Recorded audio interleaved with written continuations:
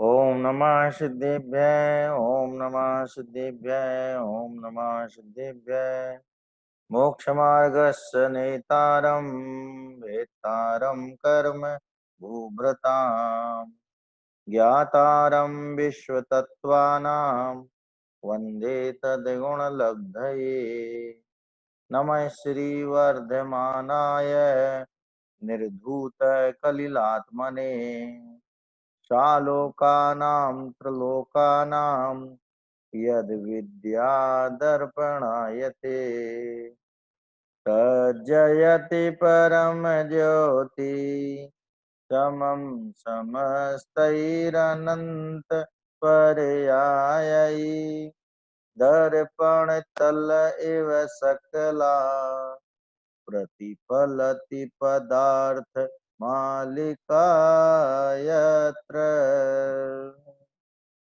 तत्वार सूत्र अपर नाम मोक्ष शास्त्र, इसमें प्रारंभ से ही अपनी चर्चा चल रही है। पहला सूत्र जो है वो सम्यक दर्शन ज्ञान चारित्राणी मोक्ष मार्ग, अर्थात सम्यक दर्शन, सम्यक ज्ञान और सम्यक चारित्र ये मोक्ष का मार्ग है। फिर उन्होंने बताया कि वो सम्यक दर्शन होता कैसे है, कहना सम्यक दर्शन का स्वरूप क्या है, मैंने निर्देश। तो कहना कि तत्वार्थ श्रद्धानम सम्यक दर्शनम, कि तत्वार्थ की श्रद्धान को सम्यक दर्शन कहते हैं। फिर उसके साधन क्या है, माने कैसे उत्पन्न होता है, तो कह रहे स्वतः प्रत्यक्ष, स्वतः भी होता है और पर से भी होता है। स्वतः माने स्वभाव से ही होता है और परतः माने परोपदेश से होता है। तो इस तरह से सम्यक दर्शन की उत्पत्ति के निमित्त कारणों, उपादान कारणों का उल्लेख करने के उपरांत उन्होंने बताया कि ये जो सम्यक दर्शन है वो जीव, अजीव, आश्रव, बंध, संबंध, निद्रा और मोक्ष, इन 7 तत्वों को लक्ष्य करके होता है। माने सम्यक दर्शन के पहले इन 7 तत्वों की यथार्थ जानकारी अनिवार्य है, आवश्यक नहीं। आवश्यक उसको बोलते हैं कि जिसके बिना चल ना सके, और अनिवार्य माने जिसको कभी निवारण किया ना जा सके। क्या, जैसे 2 प्रकार की अर्थशास्त्र में सामग्रियां बतलाई हैं, एक आवश्यक सामग्री और एक अनिवार्य सामग्री। तो रोटी, कपड़ा और मकान ये अनिवार्य सामग्री है, और टीवी, फ्रिज, कूलर, एसी ये क्या है, आवश्यक सामग्री है। तो ये कह रहे हैं कि जो सम्यक दर्शन है उसके लिए 7 तत्वों की जानकारी आवश्यक नहीं है, अनिवार्य है। इसके बिना ये संभव ही नहीं है। 7 तत्व की जानकारी नियम से होगी होगी और अवश्य होगी। तो उन्होंने बताया कि ये 7 तत्वों का वास्तव में व्यवहार कैसे होता है। तो उन्होंने कहा द्रव्य, भाव, नाम और स्थापना। नाम, स्थापना, द्रव्य, भाव, तन्यासा, कि नाम के माध्यम से है, स्थापना के माध्यम से, द्रव्य के माध्यम से और भाव के माध्यम से। तत्न्यासा, तत् माने उन तत्वार्थ का, न्यास माने लोक व्यवहार होता है। न्यास माने निक्षेप या लोक व्यवहार होता है। फिर बताया कि इनके जानने के उपाय क्या है। तो उन्होंने कहा कि प्रमाण नई अधिगमा, प्रमाण और नयों के माध्यम से इन 7 तत्वों की जानकारी होती है। प्रमाण भी ज्ञान है और नए भी ज्ञान है। माने ज्ञान के 2 प्रकार हुए, प्रमाणात्मक ज्ञान और नयात्मक ज्ञान। तो संपूर्ण को फोकस करने वाला, संपूर्ण को विषय करने वाला जो ज्ञान है वो है प्रमाण ज्ञान, और जो संपूर्ण को जाना है उस संपूर्ण में से अंश को जानने वाला ज्ञान नए ज्ञान। खास बात यह है कि नए ज्ञान प्रमाण ज्ञान की विषय वस्तु में ही एक देश में प्रवृत्त होता है। माने कोई सोचे कि प्रमाण की विषय वस्तु तो अलग है, उसको तो सेपरेट अलग कर दो, और नए कोई अलग ही एक आंशिक को जान लेगा, अंश को जान लेगा, उससे प्रमाण से कोई मतलब नहीं है। तो ऐसा नहीं है। जिस पदार्थ को प्रमाण ने भली भांति पूर्ण रूप से जाना है, उसी पदार्थ के हिस्से विशेष को, अंश विशेष को जो है वो नए ज्ञान जानता है। तो नए जो है प्रमाण के द्वारा जाने गए पदार्थों में जानने की एकात्मक प्रवृत्ति का नाम है। नाम एकात्मक प्रवृत्ति माने जो एकांत रूप प्रवृत्ति होती है, एक हिस्से को जानना, दूसरे को नहीं जानना, उस प्रवृत्ति का नाम नय है। माने एकांत जो है मिथ्या ही नहीं होता, सम्यक भी होता है, क्योंकि सम्यक एकांत के समूह का नाम ही प्रमाण है या अनेकांत है। सम्यक एकांतों के समूह कोई प्रमाण या अनेकांत कहते हैं। तो सम्यक एकांत माने जो नए अपनी विषय वस्तु का तो खुलासा करे, लेकिन दूसरे की विषय वस्तु का निषेध न करे, क्या सर्वथा निषेध न करे, उस नए का नाम क्या है? एकांत नए, सम्यक एकांत। और जो अपनी विषय वस्तु का तो खुलासा करे, लेकिन साथ में दूसरे की विषय वस्तु को किसी अपेक्षा से भी स्वीकार न करे, वो मिथ्या नय है, उसका नाम है नया भास। तो नया भास जो है वो मिथ्या एकांत है, और नय जो है वो सम्यक एकांत है। सम्यक एकांत में दूसरे नय की अपेक्षा गौण है, निषिद्ध नहीं है, और मिथ्या एकांत में दूसरे नय की अपेक्षा निषिद्ध है, सर्वथा निषिद्ध है, गौण नहीं है। देखिए खास बात यह है कि हम निशाना साध रहे हैं, और दो आंखों से यदि हम निशाना साध नहीं पा रहे हैं, तो हम हो सकता है कि एक आंख कुछ देर के लिए बंद कर लें, और जब निशाना साध लें, निशाना सिद्ध कर लें, तो फिर दूसरी आंख खोल लें। लेकिन यदि हम ये बंद करने और खोलने की झंझट से बचना चाहते हैं, और हम अपनी एक आंख को सर्वथा फोड़ लें, यार ये बार बार बंद करनी पड़ती, खोलनी पड़ती, इसको फोड़ दो, तो बताओ दोनों आंख वाले से काणे हो जाएंगे कि नहीं हो जाएंगे? इसका मतलब ये है कि नए अपनी विषय वस्तु का तो कथन करे, और अन्य नए की विषय वस्तु को गौण कर दे। गौणम चुप्पी, गौणम क्या है? चुप रहने का नाम गौण करना है। किसी विषय के बारे में हम नहीं बोल रहे हैं, तो समझो हमने उस विषय को गौण कर दिया है। यदि हमने उस विषय का निषेध भी किया, तो वो विषय मुख्य हो जाएगा, गौण नहीं रहेगा। इसलिए गौण करने की अनिवार्य शर्त यह है कि हमें उस विषय के बारे में साइलेंट रहना है, न प्लस में बोलना है, न माइनस में बोलना है, न पॉजिटिव बोलना है, न नेगेटिव बोलना है, न सकारात्मक बोलना है, विधेयात्मक नहीं बोलना है, न नकारात्मक बोलना है। तो इस तरह से प्रमाण और नय, इन दोनों के माध्यम से तत्वार्थ का ज्ञान होता है, तत्वों की सम्यक जानकारी होती है। फिर उन्होंने कहा कि और भी कोई उपाय है क्या? तो कहा है ना, निर्देश, स्वामित्व, साधन, अधिकरण, स्थिति और विधान। इन 6 द्वारों के माध्यम से, इन 6 तरीकों से, इन 6 ढंग से भी हम तत्वार्थों को जान सकते। तो निर्देश माने होता स्वरूप, किसी पदार्थ का स्वरूप का कथन करना, यह है निर्देश। स्वामी माने उसके मालिक, माने उसकी जो मिल्कियत किसके पास है, वो है किसके पास में, तो उसके मालिक का खुलासा करना, उसके स्वामी का विवरण देना, ये कहलाता है स्वामित्व। फिर साधन, क्या कि वो किन साधनों से उत्पन्न हुआ है, उसकी उत्पत्ति के स्रोत क्या है, आखिर उसकी उत्पत्ति हुई कहाँ से है। तो ये साधनों का खुलासा करना माने उत्पत्ति के कारणों की तपास करना, ये जो है साधन नाम का द्वार है। और एक है अधिकरण, कि वो पदार्थ अंततोगत्व है कहाँ, जिसकी इतनी बात की जा रही है। जैसे शास्त्रों में लिखा कि बंध्यासुत विवाह वर्णन, बंध्यासुत सौंदर्य विवाह वर्णनम इव। जैसे कोई असत पदार्थ की बात करनी हो, तो कह लगे कि बंध्यासुत सौंदर्य विवाह वर्णनम इव, कि बांझ के पुत्र के सुंदरता और विवाह के वर्णन की तरह है। क्या माने असत है, बांझ का पुत्र होता ही नहीं, तो उसकी सुंदरता क्या होगी, तो उसका विवाह क्या होगा। तो कह रहे वो पदार्थ होना भी तो चाहिए ना, कहाँ है वो पदार्थ। तो जो कहाँ का उत्तर आएगा वो है अधिकरण। माने पदार्थ की उपस्थिति है कहाँ, कहाँ मिलेगा, इसका नाम है अधिकरण। और स्थिति माने काल मर्यादा। स्थिति का मतलब क्या है? काल मर्यादा, ये कितने काल तक टिकता है, कितने काल रहता है, कितने काल नहीं रहता है, तो इन बातों पे विचार करना ये स्थिति में आएगा क्या। और विधान माने भेद, विधान का मतलब क्या है, भेद।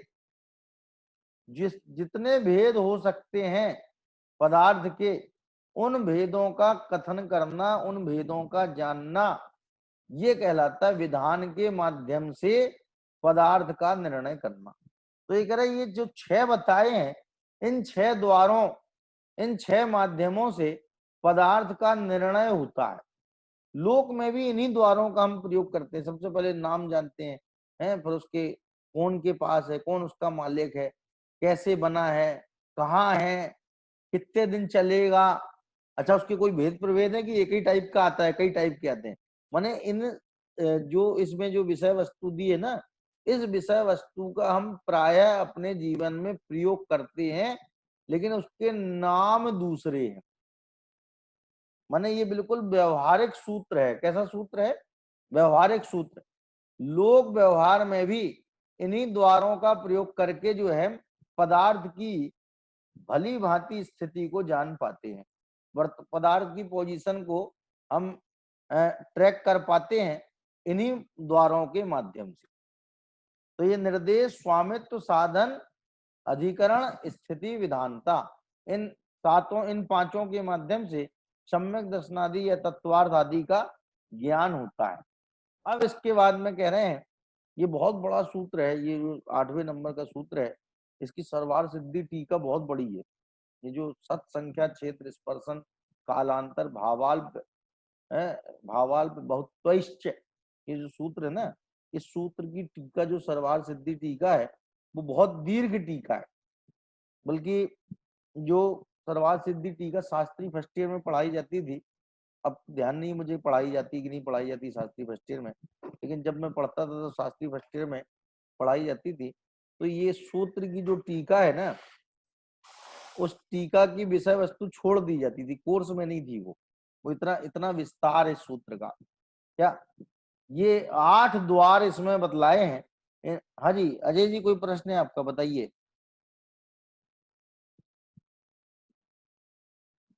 अजय जय जी, जिनेन्द्र। अजय जी, हाँ जी बताइए अजय जी। पंडित जी, इसमें हमने जो साधन लिए हैं, इसमें ये भी आ सकता है ना, क्या, आगम का सेवन, युक्ति का अवलंबन, यानी युक्ति यानी प्रमाण और नय, हाँ देन पर ऊपर गुरु का उपदेश, हाँ और देन उसके बाद स्वसंवेदन आएगा, है ना, हाँ, अनुभव होगा। स्वानुभव। तो वो सम्यक दर्शन के साधन जब विचार करेंगे तो ये भी विचार कर सकते हैं इसमें अपन, इतने प्रकार के साधन से होता है भाई। शुरू में साधन जो है स्थूल होते जाते हैं, फिर धीरे धीरे जैसे जैसे गहरे उतरते हैं तो साधन जो है, जो जैसे मान लो सबसे पहले आगम का सेवन, फिर परंपरा गुरु का उपदेश इत्यादि जो है, तो उसके बाद में और प्रमाण नय का, युक्ति का अवलंबन तो और ज्यादा सूक्ष्म हो गया, और हाँ स्वानुभव तो और ज्यादा सूक्ष्म हो गया। तो साधनों में सु- इन बातों का भी विचार किया जा सकता है। हाँ, ठीक है, ठीक है, धन्यवाद। हाँ जी हाँ जी।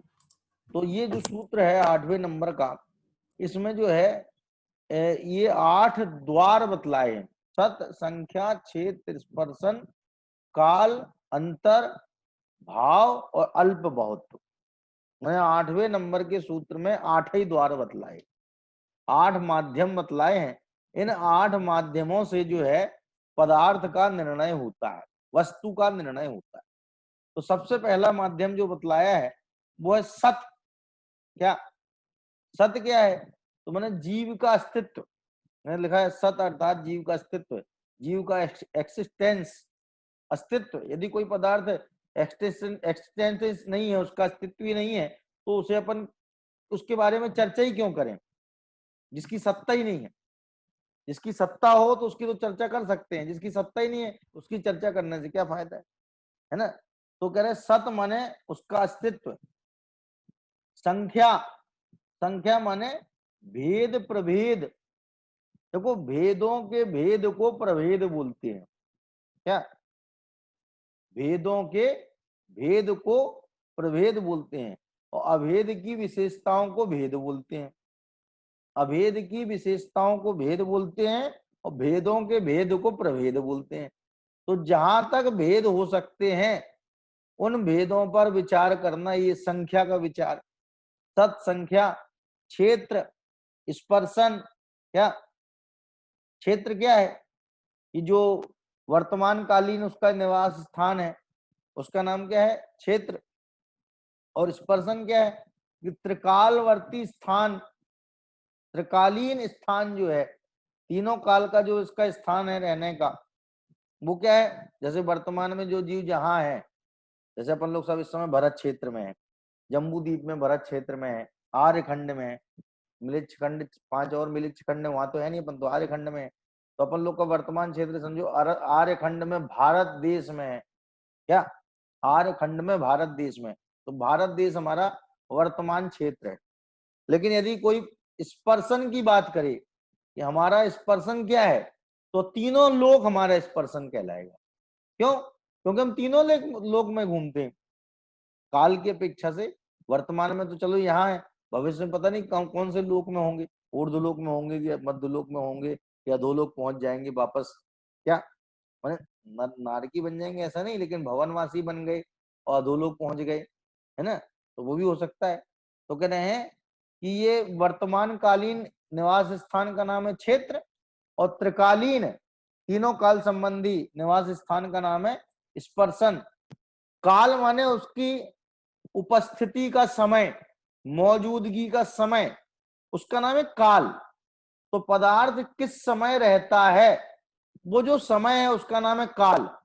और अंतर बोलते हैं कि किस समय नहीं रहता है, माने उपस्थिति काल है काल और विरह काल है अंतर। जिस समय उसका विरह रहता है, जैसे मान लो किसी व्यक्ति से मिलने जाना है, तो उसका समय अपने को पता है कि 7 से 8 मिलेगा, इसका मतलब है 7 से 8 तो उसका काल हो गया, और इसके अलावा जो टाइम है वो है अंतर। वो काय में जाएगा? अंतर में जाएगा। माने जिस समय वो नहीं मिल रहा है अपने को, तो वो कहलाएगा अंतर, और जिस समय मिल रहा है वो उसका काल। तो ये जीवादिक तत्वों के बारे में कि भाई जीवादिक की उपस्थिति किस समय होती है, किस समय उपस्थिति नहीं होती है। माने क्षेत्र की अपेक्षा भी तो उपस्थिति में अंतर पड़ता ना, कि जैसे मान लो 6 महीने 8 समय में 608 जीव ढाई द्वीप से दमादम मोक्ष जा रहे हैं, अभी भी जा रहे हैं और भविष्य में भी जाते रहेंगे, पहले भी जाते थे। तो वो कहने लगे कि साहब ये इसमें तो 6 महीने 8 समय में 608 जीव जा रहे हैं, लेकिन ये तो इसका विरह काल भी है क्या कोई? तो कहने लगे कि 6 महीने तक कोई भी जीव मोक्ष ना जाए और 8 समय में बाकी मोक्ष चले जाए, 608 जीव मोक्ष चले जाए। तो कहने लगे वो 6 महीने का जो है वो अंतर हो गया। क्या हो गया? 6 महीने का अंतर हो गया, माने 6 महीने तक कोई मोक्ष नहीं गया। तो वो जीव के मोक्ष नहीं जाने की अपेक्षा अंतर हो जाएगा, नहीं हो जाएगा? तो कह रहे हैं जब विवक्षित गुण गुणांतर रूप से संक्रमित हो जाता है और पुनः उसकी प्राप्ति हो जाती है, तो उसके मध्य के काल को विरह काल कहते हैं। क्या?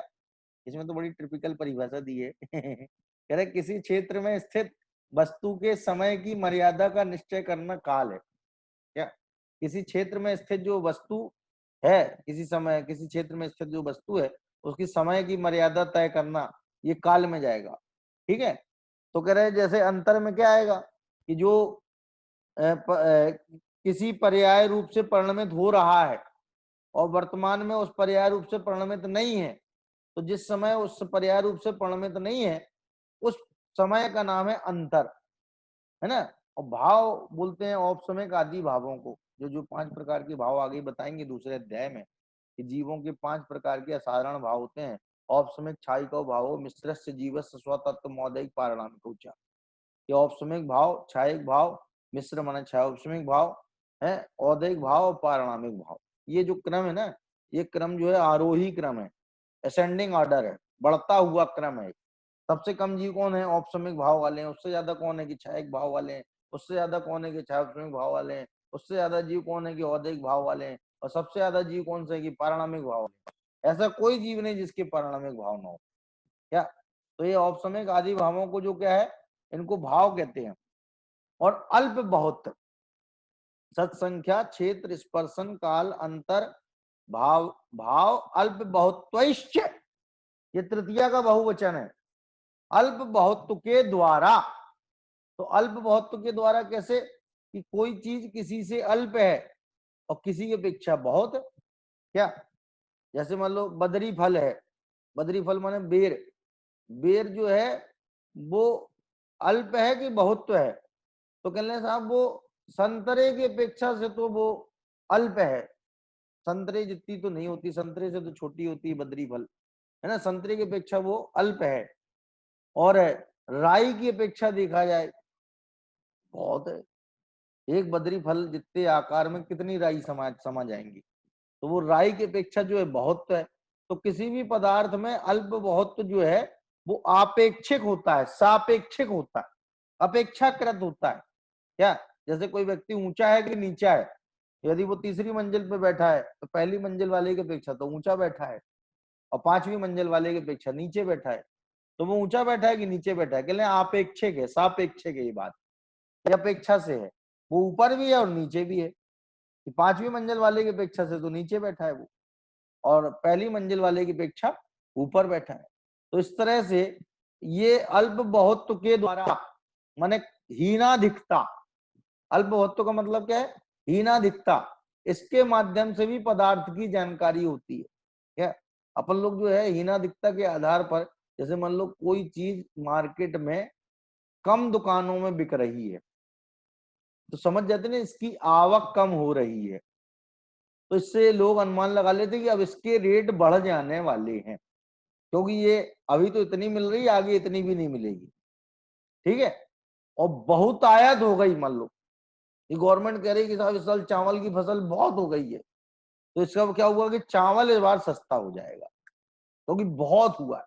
तो अल्प बहुत तो का हम प्रयोग बहुत करते हैं, कौन सी चीज अल्प है कौन सी चीज ज्यादा है, इसके माध्यम से भी हम पदार्थों की जानकारी प्राप्त करते हैं। तो कह रहे हैं सम्यक दर्शनादि और तत्वार्थ जीवादि 7 तत्व, इनका बोध भी इन 8 द्वारों से होता है। पहला द्वार है सत, सत माने पदार्थ का अस्तित्व, माने पदार्थ की यदि सत्ता ही नहीं है तो उसकी चर्चा करने से फायदा क्या है फिर, ऐसी बात जिसकी कोई सत्ता ही ना हो तो उसकी चर्चा करने से क्या फायदा है। हाँ जी बताइए, मीनल जी बताइए।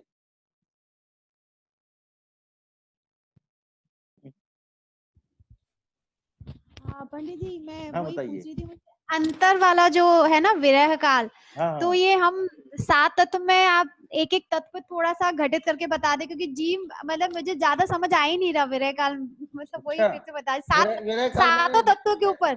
मैंने आपको जीव जीव तत्व बताया ना, जैसे मान लो हाँ हाँ कोई पदार्थ अपने घर में पर्टिकुलर टाइम तक रहता है, ऐसे समझो आपसे सूरज चांद पे आप समझ लीजिए कि सूरज का विरह काल क्या है, कि रात्रि जो है वो सूरज का विरह काल है, माने अंतर है, विरह काल का एक नाम है अंतर। और दिन में जो है उसका काल है, सूरज जो है दिन में निकलता है तो वो उसका काल हो गया, और रात्रि में नहीं निकलता है तो उसका विरह काल हो गया, माने वो अंतर में आ गया। जैसे जीव में समझ लें कि जीव जो है पर्टिकुलर क्षेत्र में जिस समय तक रहता है तो वो तो उसका काल है, जैसे मान लो संसार में जिस जीव को जितना काल रहना है, ठीक है ना, तो वो उसका कहलाएगा काल। और जब वो जीव मोक्ष चला गया संसार अवस्था को छोड़ करके, तो वो उसका हो जाएगा विरह काल। जैसे जो जीव अनंत काल पहले सिद्ध हो गए हैं, जो जीव अनंत पंडित जी, काल पहले, संसार की अपेक्षा से विरह काल हो जाएगा ना, कि संसार नहीं का मैं विरह तो हो मोटा जाएगा। मोटा उदाहरण दे रहा हूं, जैसे मान लो ऐसे भी आप समझ सकते हैं कि घर में कोई व्यक्ति है ना, तो घर में उस व्यक्ति का रहना वो तो उसका काल है, और जितने टाइम वो नहीं रहता है घर में वो उसका अंतर कहलाएगा। विरह काल माने उसके अभाव के काल को अंतर कहते हैं। तो चाहे जीव, वो मतलब वो चाहे फिर वापस आ जाए, हाँ मतलब वो वापस आ जीव जाएगा, वापस। जैसे ऐसे समझ लो ना हाँ। कि पतिदेव हैं तो वो उस समय तो उनका काल है, और जिस समय नहीं है तो विरह काल है। वो विरह काल का नाम क्या है, अंतर। तो ये 7 तत्व में घटित होगी बात। जैसे मोक्ष है, वही आज मैं अपन लोगों का मोक्ष नहीं है, तो मोक्ष का इस समय क्या क्या माना जाएगा, मोक्ष इस समय अंतर के रूप में गिना जाएगा, क्योंकि मोक्ष का विरह है ना, आश्रव बंध अपने पास हैं, तो आश्रव बंध में भी ऐसे अपन समझ सकते हैं कि जिस समय अपन क्रोध कर रहे हैं तो उस समय क्रोध का तो है काल, और उस समय मान नहीं कर पा रहे हैं तो मान का है विरह काल, लोभ नहीं कर पा रहे हैं तो लोभ का है विरह काल।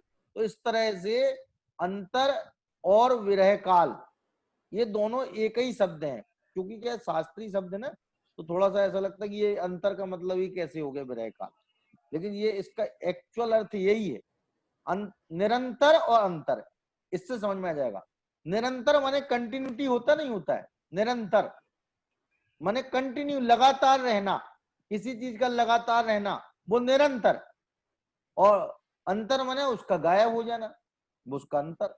तो गायब हो जाने का हाँ तो विरह काल है। पंडित जी, फिर हमको फिर संवर का विरह काल ही चल रहा है हमारे को, हाँ, संवर का संवर और विरह काल। निर्जरा और मोक्ष अब आपने तीनों बात का। पकड़ ली कि संबंध निर्जरा का ठीक है। अपने को इस समय विरह काल है, और आश्रव बंध का ये जो है काल है, क्योंकि जो भाव हमारे हो रहे हैं वे आश्रव बंध रूप हो रहे हैं। तो इस समय आश्रव बंध का तो काल है और संबंध निर्जरा मोक्ष का विरह काल है। क्या जीव में अजीव का सदा काल अंतर है, क्योंकि जीव कभी अजीव रूप नहीं होता, अजीव कभी जीव रूप नहीं होता। तो जीव का अजीव में विरह काल माने अंतर है क्या, और जीव का अपने परिणामों में क्या हमेशा काल है। कभी जीव अपने परिणामों से गायब होता ही नहीं, ऐसे कोई परिणाम नहीं होते जीव के जिन परिणामों के होने पर परिणाम तो हो रहे हैं और जीव गायब है उसमें से। माने ऐसी कोई लहर नहीं है कि लहर तो हो रही, समुद्र गायब हो गया है थोड़ी देर के लिए, भाई जब लहर होगी तो उसमें समुद्र भी होएगा ही होएगा।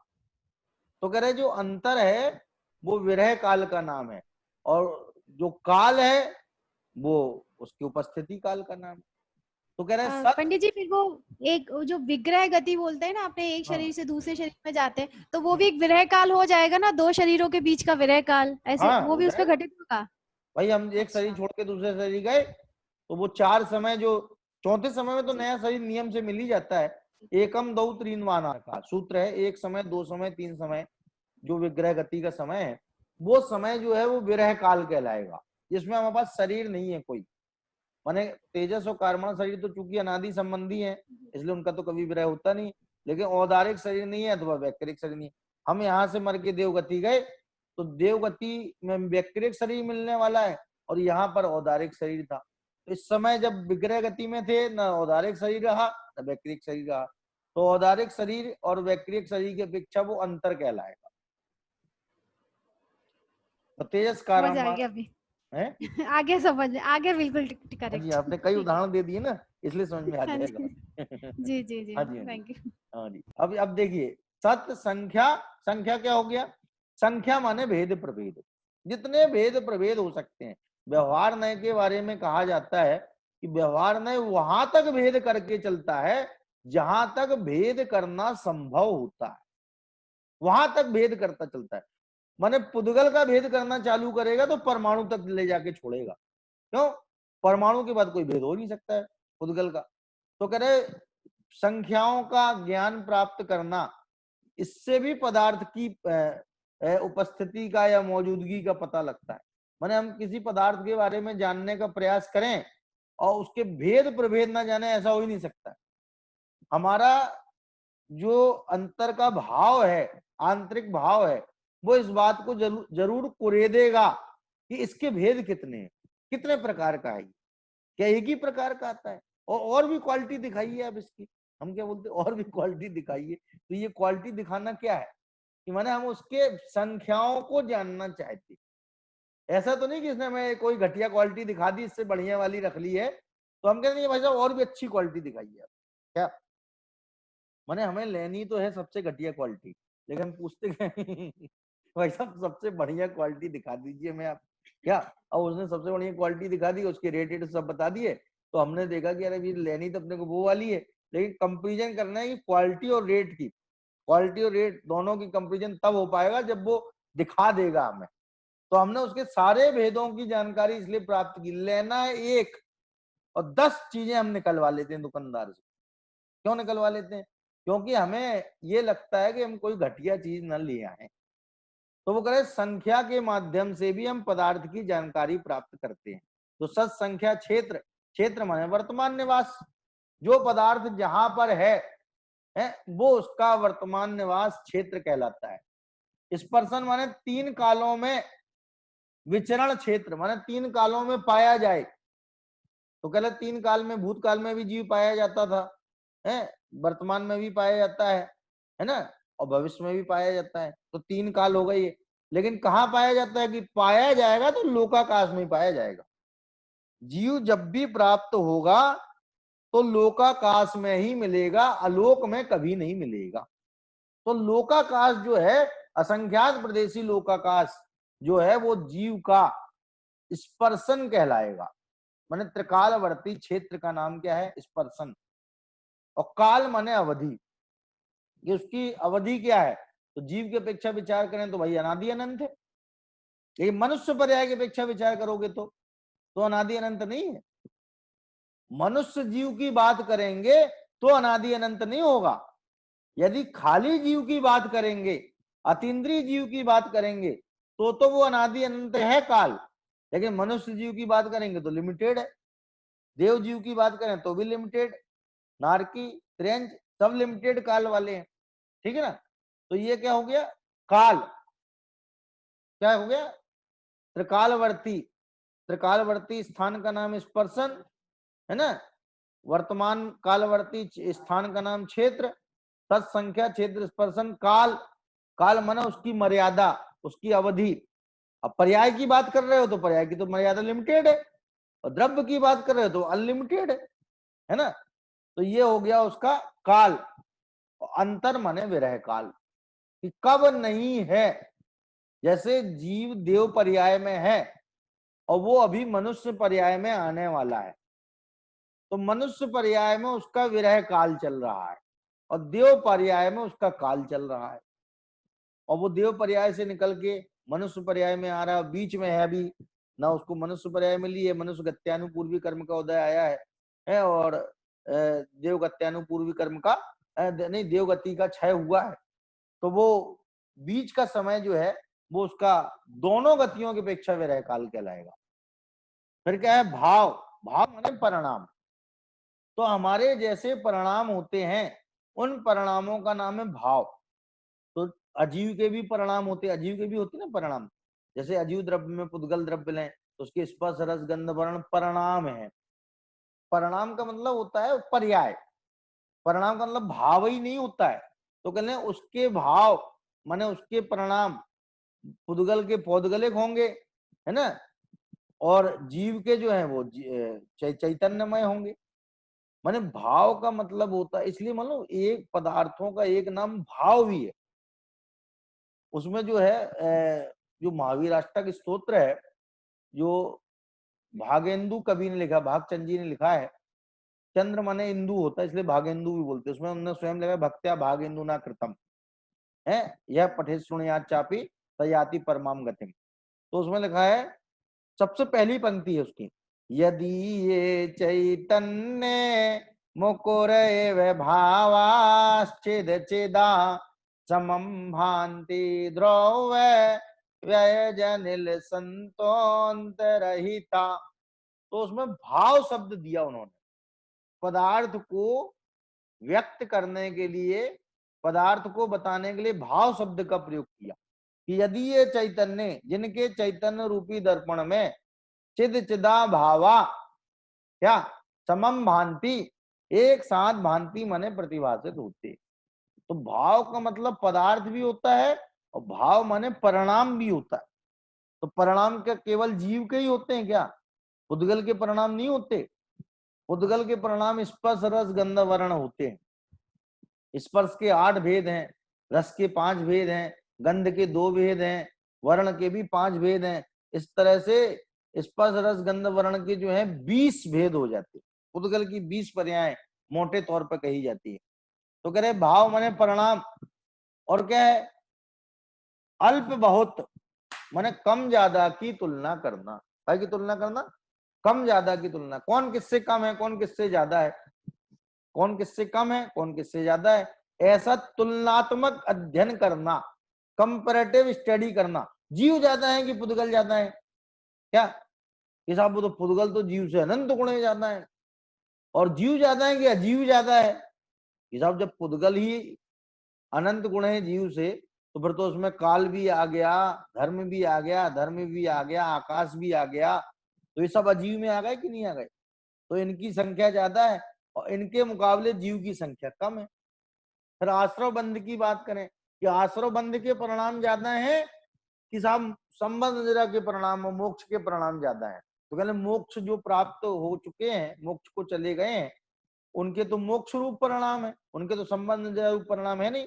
देखो संबंध निद्रा रूप कारण परिणाम है और मोक्ष जो है कार्य परिणाम है। जब कार्य की निष्पत्ति हो जाती है, कार्य की उत्पत्ति हो जाती है, तो कारण गायब हो जाता है। कारण कब गायब हो जाता है? जब कार्य की उत्पत्ति हो जाती है।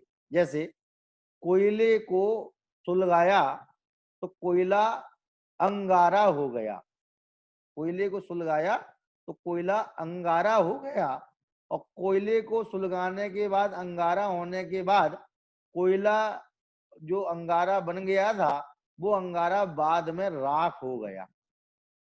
तो राख होने पर अंगारे का भाव हो गया और अंगारे के होने पर कोयले का भाव हो गया। और वो जो कोयला बना था वो लकड़ी से बना था, क्योंकि लकड़ी का कोयला था वो, या पत्थर का कोयला था। दो प्रकार के कोयला, पत्थर का या लकड़ी का। तो कहते पत्थर का भाव हो गया जब वो कोयला बन गया, या लकड़ी का भाव हो गया जब वो कोयला बन गया। तो कह रहे कार्य की जब उत्पत्ति हो जाती है तो उससे पूर्व जो कारण रूप पर्याय है उसका अवसान हो जाता है, समापन हो जाता है। तो वो कह रहे हैं जैसे संबंध निद्रा का समापन हो गया, कब हो गया? जब मोक्ष रूप परिणाम हो गया। और जब संबंध निद्रा रूप परिणाम हुआ तो आश्रव बंध का समापन हो गया। तो इस तरह से परिणामों में आपस में तुलनात्मक अध्ययन करना, कि कौन सा परिणाम कम है, कौन सा ज्यादा है? अब जैसे पंचम काल में जीवों के परिणाम कैसे होते हैं और चौथे काल में कैसे परिणाम होते थे। चौथे काल में ऐसे परिणाम होते थे कि जीव जो है उच्चतम गति को प्राप्त कर सकता था, सर्वार सिद्धि भी जा सकता था। अब नहीं जा सकता है क्या? अब जो है कौन से स्वर्ग तक जा सकता है? स्वर्ग सोलम उपजावे क्या, और नरक में तीसरे नरक तक जा सकता है। तो इस तरह से जो है परिणाम आदि का विचार करना, ये भाव और अल्प बहुत संबंधी जानकारी हो गई। तो ये 8 माध्यम है जिनके माध्यम से अपन जो है तत्वों को जानते हैं और समझते हैं। इसी की विशेष चर्चा अपन बाद में फिर करेंगे। जय जय।